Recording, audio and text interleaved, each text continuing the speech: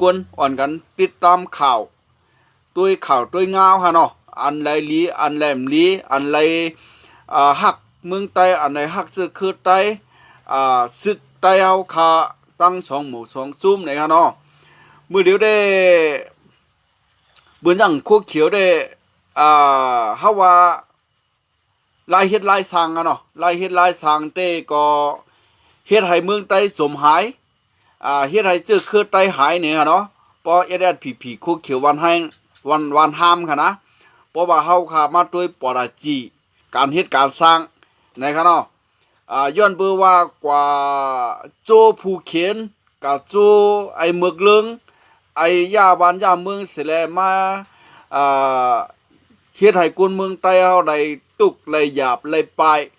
ได้ตู้หูน้ำตาได้ตายเนี่ยฮะเนาะย้อนเปื้อโคเขียวไอ้หนังเก่าเนี่ยฮะเนาะ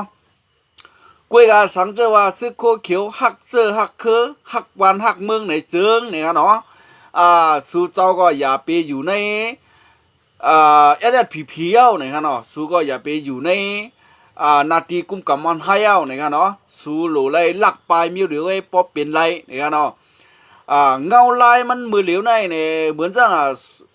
สู่เหตุการณ์อันในตึกในโตในตายในตุกขะเจ้าไหนใน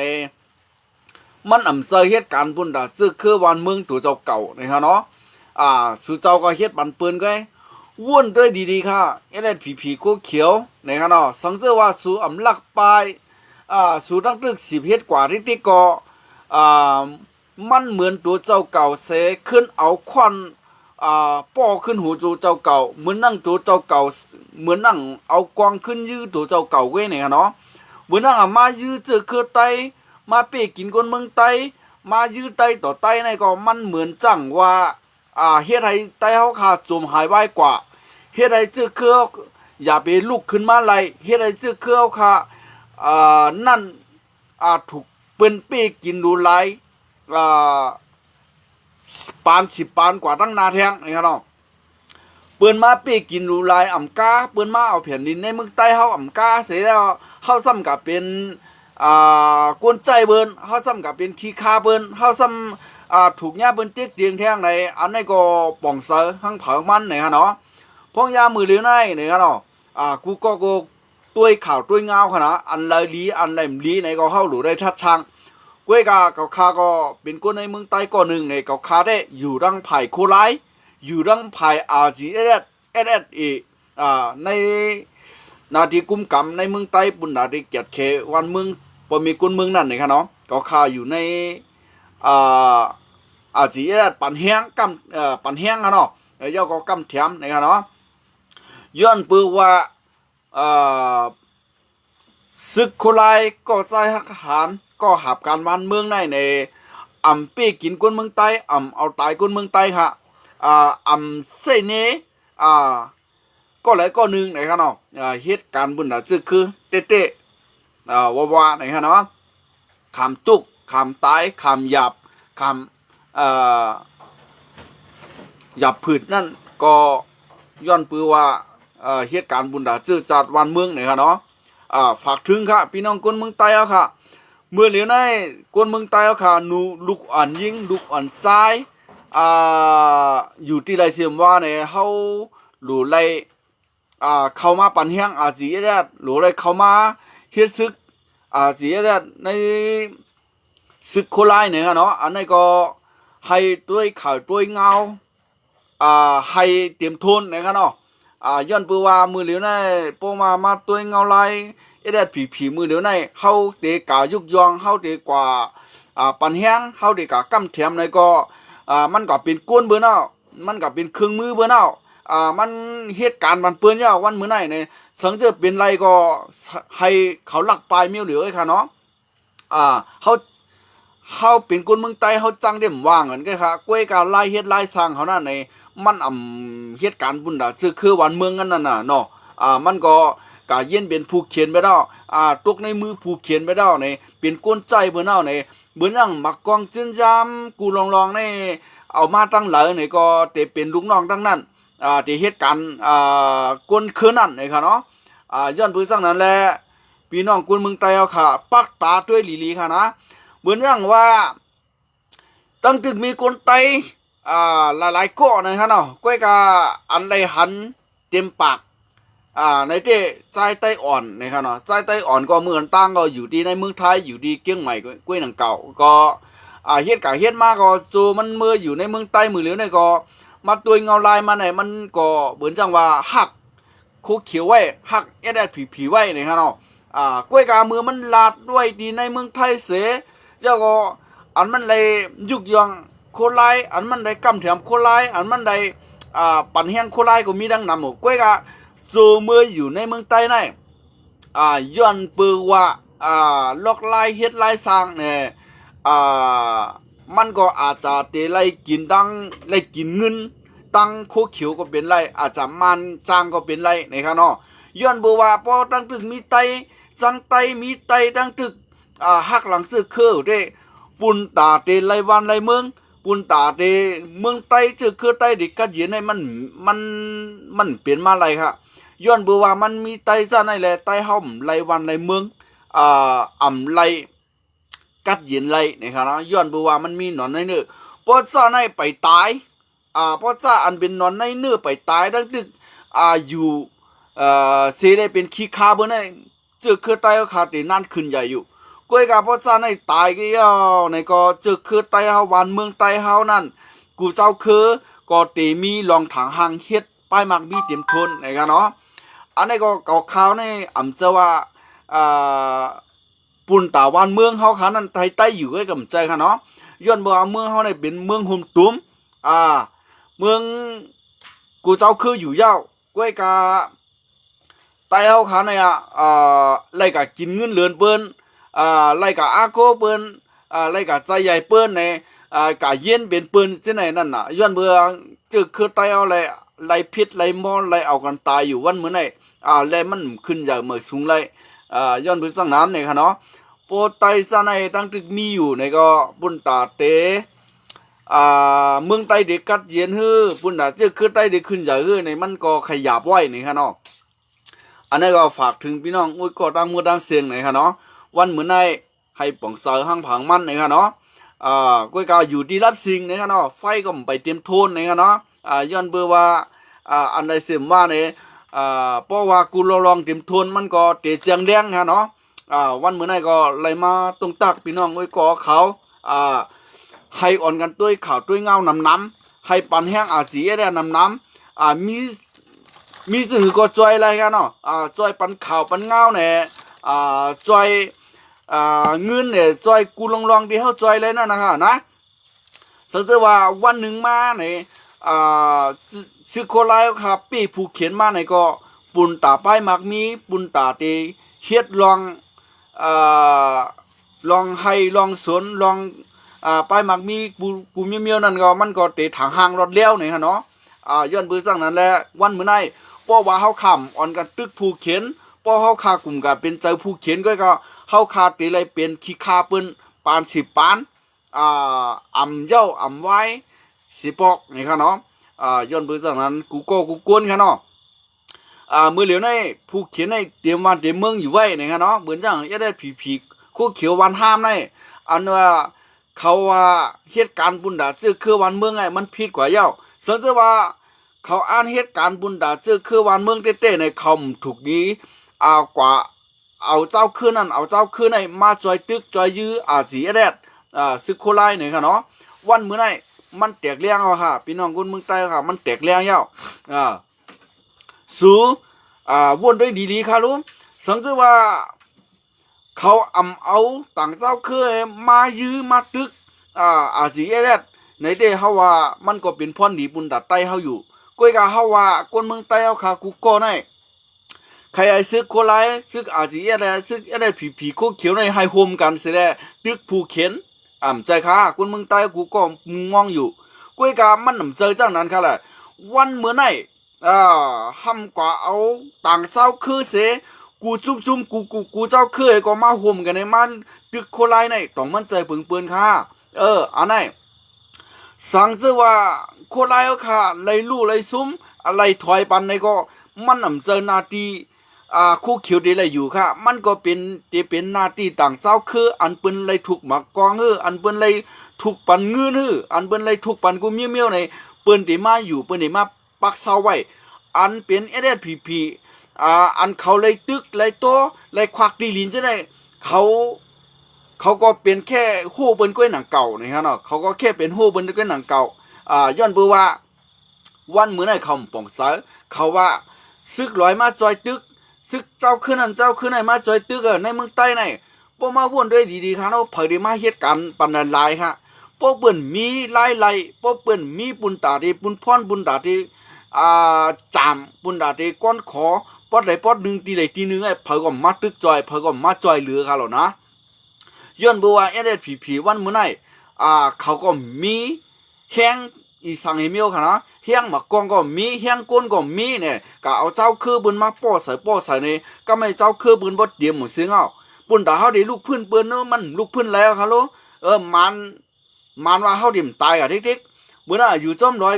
ก็ได้ซิมแบดมื้อนั้นก็อยู่ตั้งจอมมันก็ได้ซิมแบดก้วยน่ะเปิ้นไว้เหลือค่ะหรอเปิ้นดึ้นไว้เหลือเปิ้นนั้นกวายแบดกำก่อไอ้ย้อนไปจังนั้น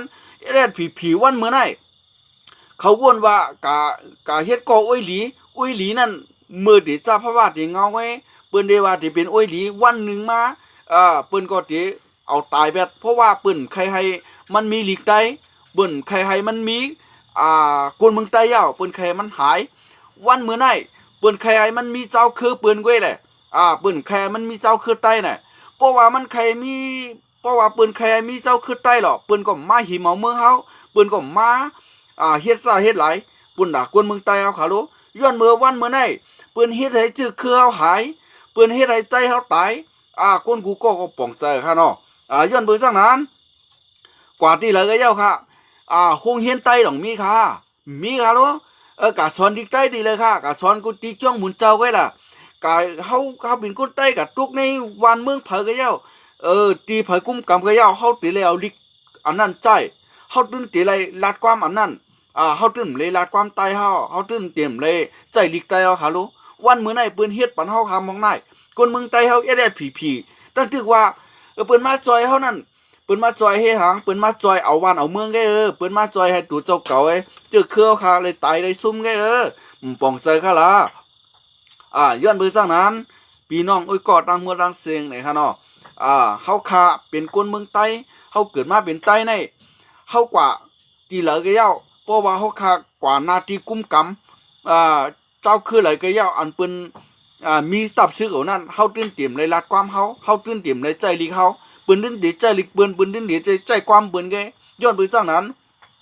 เปิ้นอื่นเฮาค่ะวันมื้อไหนเปิ้นอื่นเฮาค่ะเปิ้นอมอื่นก็ได้ค่ะซึ่งคือใต้เฮาค่ะนั่นนะย้อนไปจังนั้น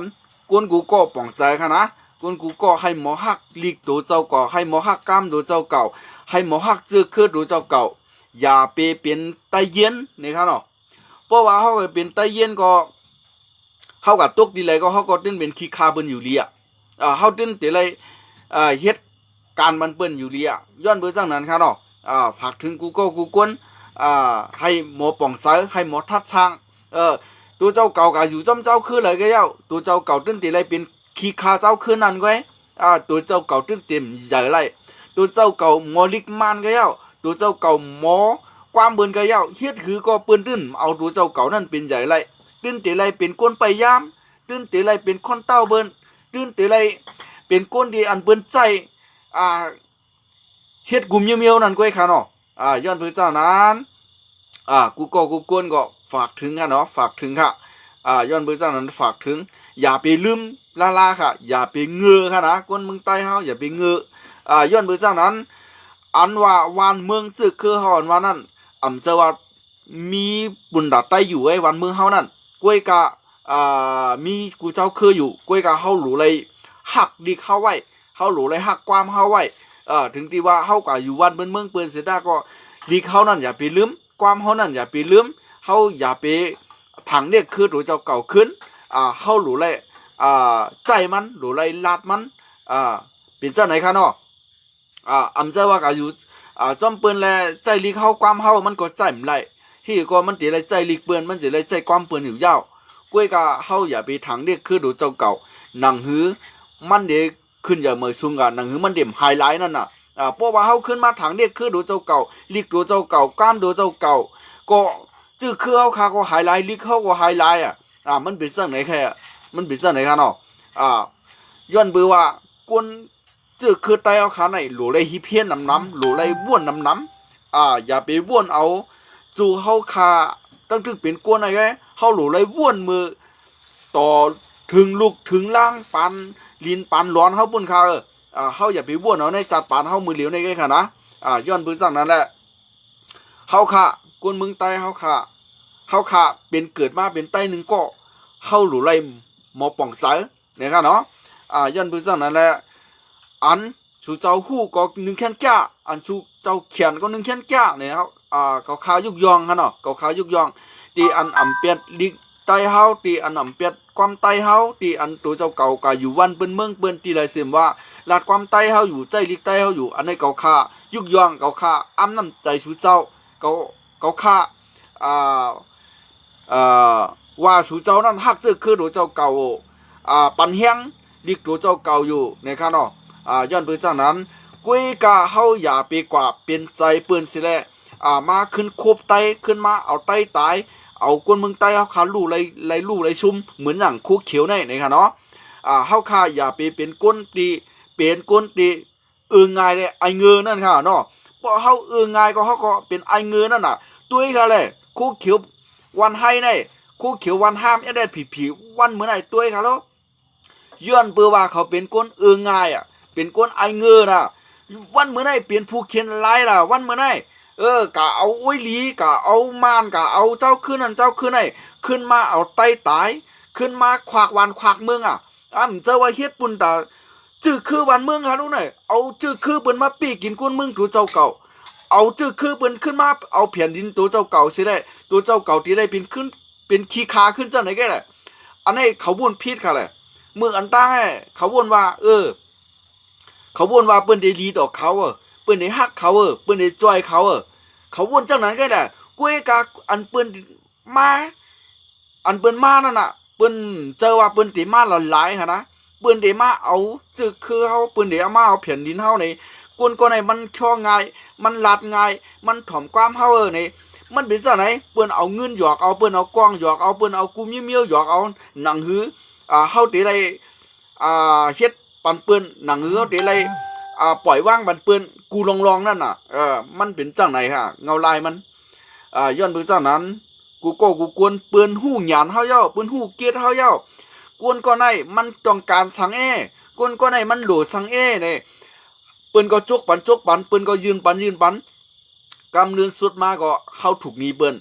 กำเนินสุดมาเฮาก็ถูกนีเปิ้นเฮาก็ทรายเตี้ยนไล่พอทรายเตี้ยนไล่ไหนก็เปิ้นใจใหญ่ยังฮะล่ะเปิ้นใจใหญ่แผ่นดินเปิ้นใจใหญ่ตัวเจ้าเก่านั่นเองไรเหตุการณ์บัดเปิ้นมันเป็นจังไหนคะเฮาเอาเงินเปิ้นมาเฮากองเปิ้นมาเฮาได้ไรเหตุการณ์มันเปิ้นกำไหนเพราะเฮามีเหตุการณ์มันเปิ้นเฮาก็ได้ไรตายก็ได้กำไหนแผ่นดินไหนเมื่อชายเตี้ยนกับไรเมื่อได้ไรปันกับปอดนั่นปอดไหนเมื่อได้ไรปันกับอยู่เมื่อได้ปันกับกุ้มทิ้งอะไรมันได้มีมาค่ะแหละมันได้เก่าเงินกันแล้วมามันได้เก่ากองกันแล้วมาเพราะมันปันเปิ้นแผ่นดินจืดคือวันเมืองมันได้เลยเอาจังไหนก็แหละเปิ้นก็ปล่อยกวนเปิ้นเข้ามานำปล่อยกวนเปิ้นเข้ามานำที่ก็เปิ้นก็ชิมเบ็ดก็ค่ะแหละย้อนเบื้องจากนั้นครับเนาะกูกวนค่ะก็ข้าก็ใครมาปั่นตั้งถึงและฝากถึงกูกวนให้ไว้เล็ดให้ไว้มี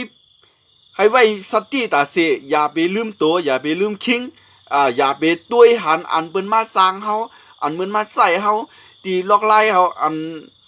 เปิ้นใครไล่ใครเปลี่ยนโหลเฮ็ดสร้างนั่นเฮาอย่าไปเฮ็ดจอมเพราะเฮาเฮ็ดจอมก็คือว่าเฮาเป็นเครื่องมือเปิ้น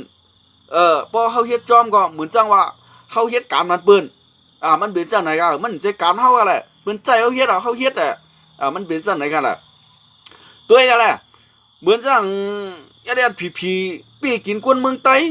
มายื้ออาจสิแดดยื้อคู่ไล่ในมันใจเขาใครยื้อย้อนเบือว่ามันมีกวนไผ่ลังเสียเลยใจยื้อไหนวันเมื่อไหร่เพราะเขายื้อไล่เขาแล้วว่ามันยื้อก็ปืนก็ยื้อเขาไอ้แหละปืนก็เอาเขาตายกันแหละวันเมื่อไหร่เขาถูกนีเบิ้นไว้ วันเมื่อไหร่เขาถูกเด็กเด็กไว้จำเป็นเลยว่าเอาคนเมืองใต้ตายเลยจำเป็นเลยเอาตายจะเอายื้อขึ้นโคไล่เลยจำเป็นเลยยื้อมไรรู้ยื้อก็เป็นยื้อเขาแหละย้อนเบื่อว่าวันเมื่อไหร่เพิ่นนำสือวันเมื่อไหร่เพิ่นนำสีก็มันปีแกวันเมื่อไหร่